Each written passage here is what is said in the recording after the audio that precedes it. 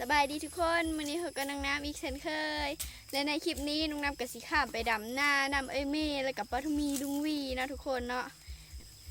แต่ว่าวันนี้น้องน้ำบ่ได้มาผู้เดียวได้ทุกคนน้องน้ำมากับแม่ของน้องน้ำเนาะอ้าวโอ้โหเราลงแล้วเนาะแต่ก็ที่จะไปรับชมคลิปอย่าลืมกดไลค์กดแชร์และกดซับสไครต์เพื่อเป็นกำลังใจให้น้องน้ำได้สร้างสรรค์ผลงานใหม่ๆออกมาเนาะถ้าเห็นหมดทุกอย่างแล้วเราไปรับชมพร้อมๆกันเลยทางลงกันยักๆป้าน้ำขึ้นทุกคนป้าฝนตกนักลายรถน้ำขึ้นพุ่นนะทุกคน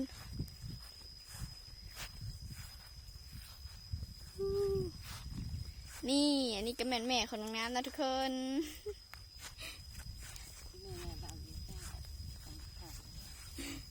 แม่คนงาม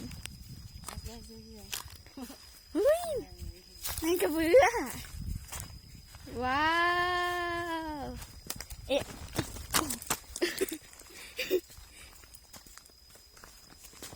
บรรยากาศแถวเซทุกคนนี่แถวเซบังไฟกระสีประมาณนี้เลยเนาะแนวไปทางนั้นกระสีคอยเห็นภูผาแบบซัดๆเลยทุกคนโอ้โหสีน้ำก็คือขุ่นแห้งมือนี่เพราะว่าน้ำขึ้นเนาะ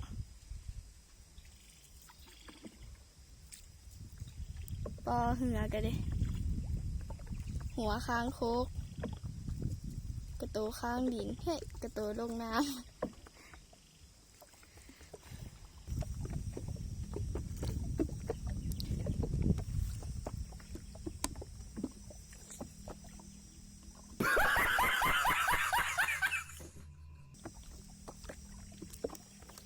เฮ้ย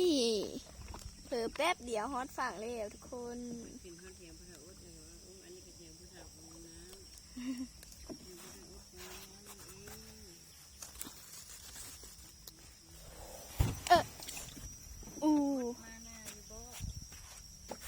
นี่ทุกคน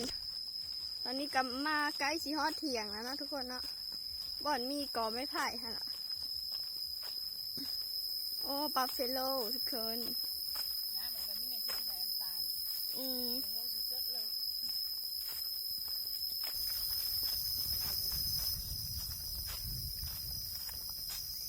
ปาทูมีเห็นยังกี้ว้าทุกคนมาฮอตเถียงแล้ว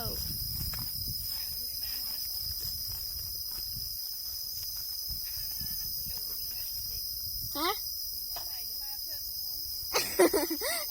เดี๋ยวบัดใกล้ชิลงแล้วงั้นจังถ่ายให้เบิ่งเด้อทุกคน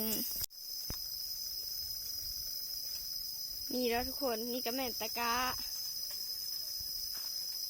เดี๋ยวลุงน้ำก็สิได้ลงไปดำหน้าแล้วเนาะ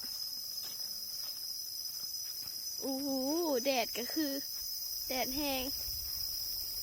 มันจ้าซะเหลือเกินแม่นี่เนาะเขาก็สิมาดำหน้าอยู่นี่หน้านี่ก็คาดแล้วเลยเด้อทุกคน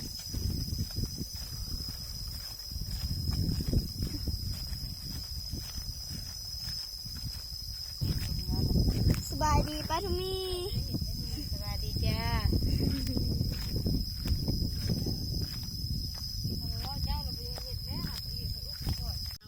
เดี๋ยวสิเอาก้าลูกไปดำแล้วนะทุกคน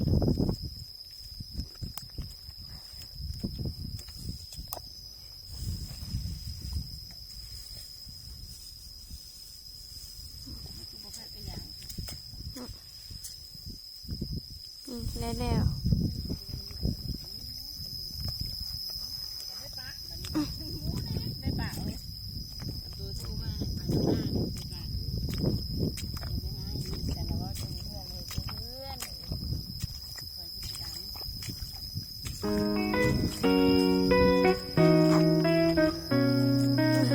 สีดำหน้านี้เอาทุกคน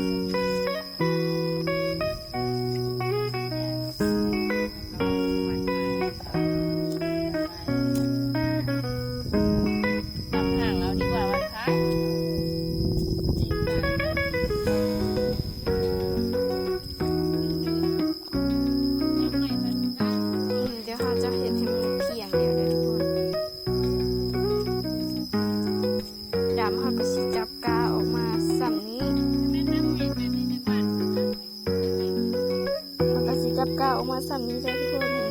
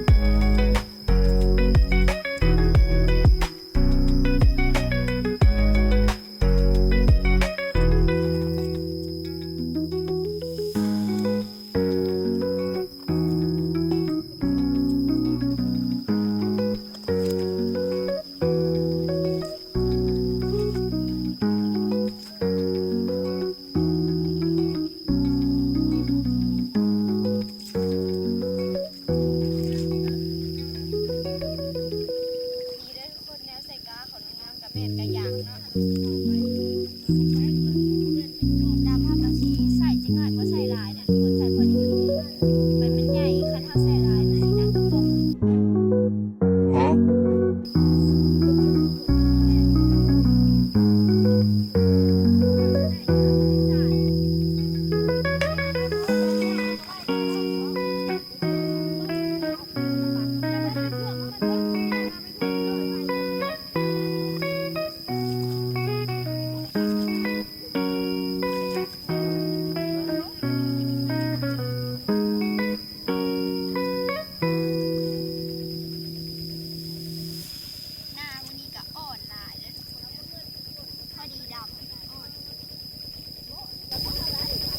กระดำห่างอยู่ในคนตัวนี้อันดำที่มันสีแล้วช้าเขาก็เลยดำห่างเรียกไว้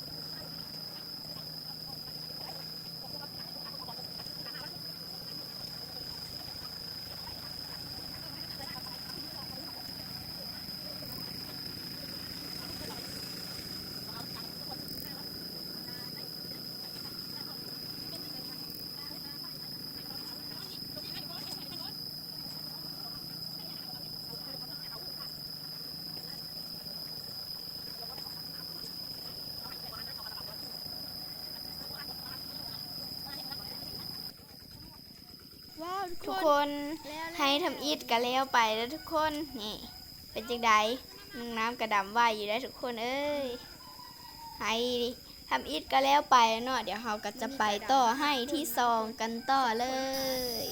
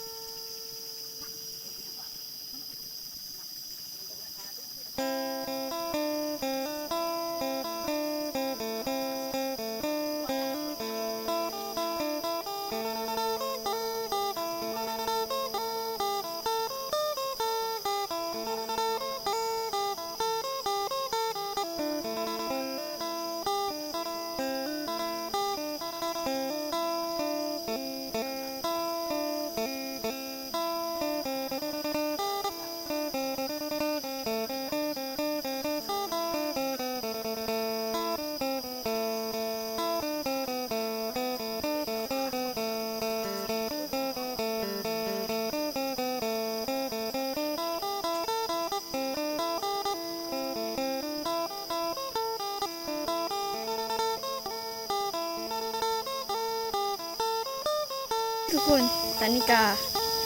ดำกับใกล้สีซอสแล้วทุกคนนะใกล้สีจับขนาดแล้ว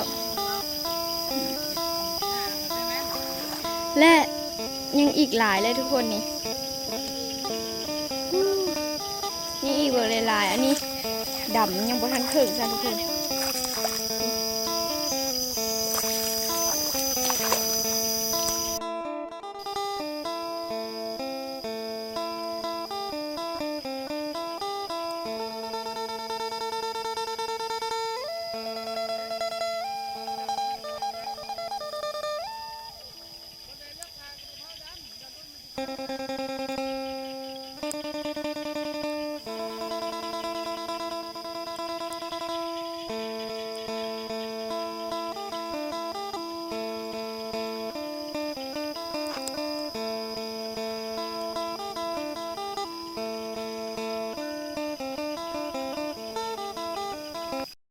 เป็นจังใดทุกคนถ้าใครมาคลิปนี้ก็อย่าลืมกดไลค์กดแชร์และกด Subscribe เพื่อเป็นกำลังใจให้น้องน้ำได้สร้างสรรค์ผลงานใหม่ๆออกมาเนาะสำหรับคลิปนี้น้องน้ำขอตัวลาไปก่อนบ๊ายบายแล้วพบกันใหม่คลิปหน้าเด้อทุกคน